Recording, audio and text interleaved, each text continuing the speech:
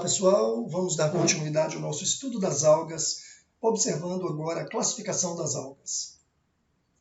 Quanto à complexidade das algas, uma complexidade estrutural, nós temos seres unicelulares. Olha a imagem, algas unicelulares, classificadas como bacilariófitas, crisófitas, euglenofitas e dinófitas. Mas a grande maioria é alga pluricelular. Aqui a imagem do alface do mar, uma alga verde, clorófita. Então, classificação: clorófitas, faeófitas, algas marrons, rodófitas, algas vermelhas e carófitas, são algas mais douradas. Essas algas podem ser classificadas em alguns filos. E a subdivisão do protoctista, do reino protoctista, inclui então o filo clorófita, o filo faeófita, rodófita, filo bacilariófita, filo crisófita, filo euglenófita, dinófita e carófita. Vamos avaliar brevemente cada filo desse nesta sequência, ok? Então, inicialmente o filo clorófita, das algas verdes. Aqui eu tenho o alface do mar, a uva, que é muito frequente nas praias, ali fixada na rocha, flutuando, os pedaços flutuando pelas águas. Portanto, como características, nós temos dessas algas clorófitas espécies unicelulares e pluricelulares. Aqui eu tenho uma unicelular na imagem, a alga acetabulária, que é um unicelular macroscópico, mais ou menos chega a 10 centímetros de comprimento. Num outro momento estudaremos essa estrutura. São algas marinhas encontradas também em água doce ou até ambientes terrestres. Apresentam dois tipos de clorofilas, clorofila A e clorofila B. Existem tipos diferentes, A, B, C e D. A mais frequente é a clorofila A, importante para a fotossíntese. Bom, pigmentos presentes, carotenos e xantofilas. Carotenos são pigmentos mais avermelhados, mais alaranjados, e a xantofila é pigmento mais amarelado, também presente nesse tipo de alga. Além da clorofila, lógico, que dá a cor verde. São algas que apresentam parede celular, como os vegetais também, principalmente de celulose. Celulose polissacarídeo produzido na fotossíntese. Mais de 8.000 espécies catalogadas.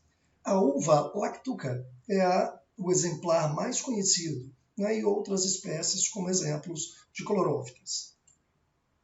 Só uma observação: os líquens são associações de algas e fungos que vivem muito melhor assim do que separados, uma espécie de simbiose, uma associação de grupos de seres vivos diferentes que vivem juntos e acabam sobrevivendo desta maneira melhor. Zooclorella também. A hidra, que é um quinidário, acaba se associando a determinadas algas numa endossimbiose também denominada zooclorella. Segundo filo, faeófita, das algas marrons ou pardas, como você pode ver aqui. O sargassum aqui embaixo, frequente nas praias também em determinadas épocas de ressaca de maré. Características dessas algas são pluricelulares, de estruturas bem longas, normalmente. São espécies marinhas, apresentam dois tipos de clorofilas, A e C, possuem pigmentos carotenoides, xantofilas e fucoxantina. É este o pigmento que dá a cor marrom amarelada a esse tipo de alga. Então, importante, que diferencia do grupo das clorófitas.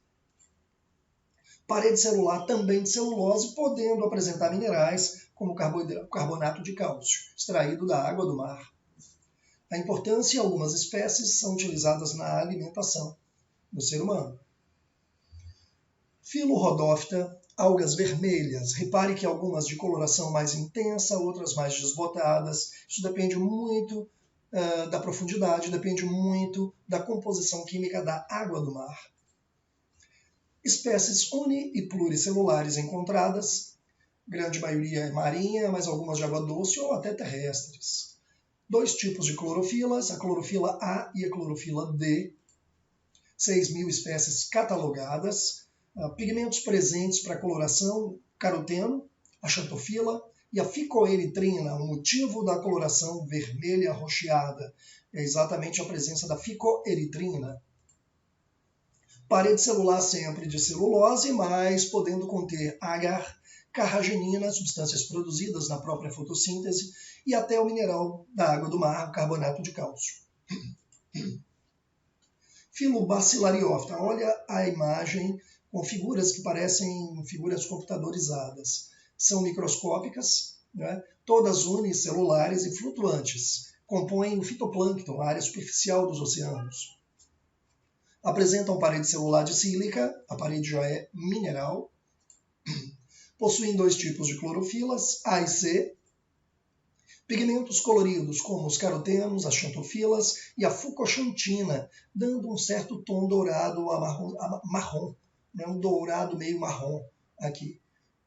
Como queira, o dourado aparecendo neste grupo. Mares de águas frias e lagos de água doce compõem o fitoplâncton, a área superficial. Curioso é que o diatomito é um grupo de Bacillariophyta utilizado pela indústria humana para compor ceras polidoras, filtros especiais, entram na composição da dinamite, de telhas especiais também, tijolos refratários e uma série de produtos da indústria. Então, a importância econômica dessas algas para nós é fundamental também.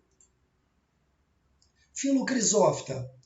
Repare o tom amarelo-dourado nas algas, nos exemplos. Né? São algas uni- e até pluricelulares, oceânicas, mas podem ser encontradas também em água doce em menor quantidade.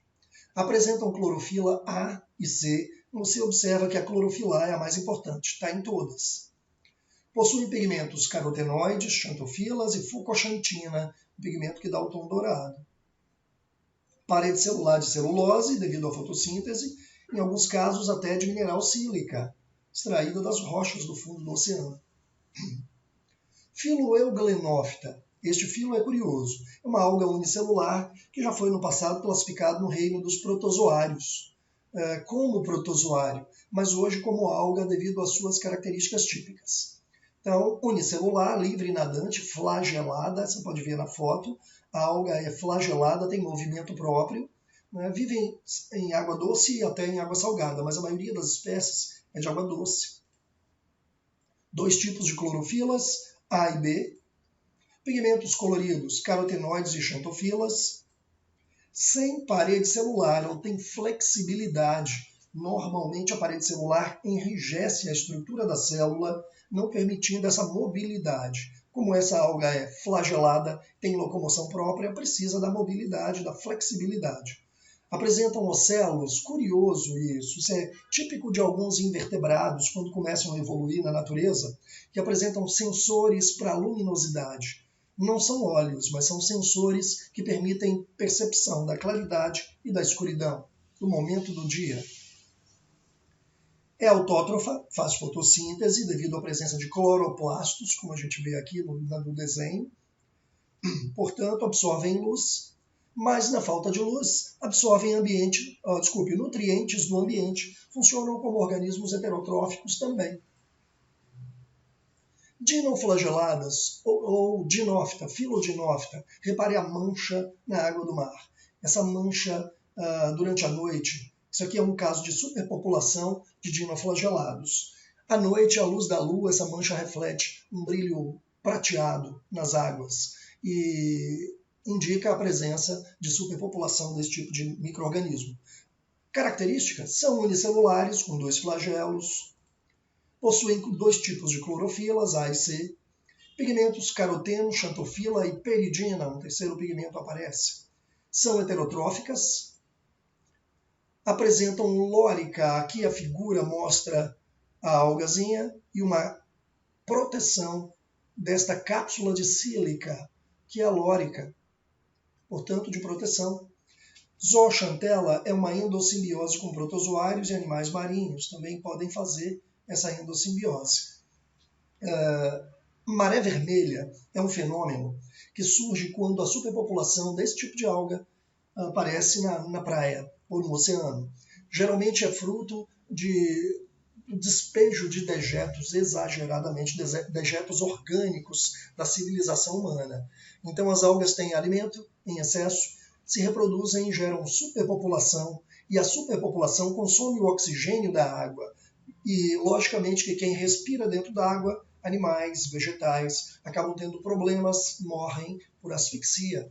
Então, a maré vermelha é um fenômeno que surge de vez em quando por uma espécie de desequilíbrio ambiental provocado pelo homem. Filocarófita são algas, como você pode ver aqui, verdinhas aqui, mas normalmente pluricelulares, possuem clorofila A e clorofila B, pigmento carotenoide e xantofilas também, parede celular de celulose e mineral, podendo ser o carbonato de cálcio, são de água doce, dulcícolas, acabam sendo frequentes no fundo desses ambientes de lagos e rios, né?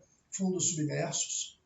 Utilizadas em ornamentação de aquário, fixadas nas rochas ali, ajudam a manter o equilíbrio do aquário, né? fazendo a fotossíntese, acabam facilitando a liberação de oxigênio para os peixes. Então aqui a gente fecha a visão de algas e na próxima aula você vai analisar o primeiro grupo do reino vegetal, que é o grupo das briófitas. Não perca, um abraço, até a próxima.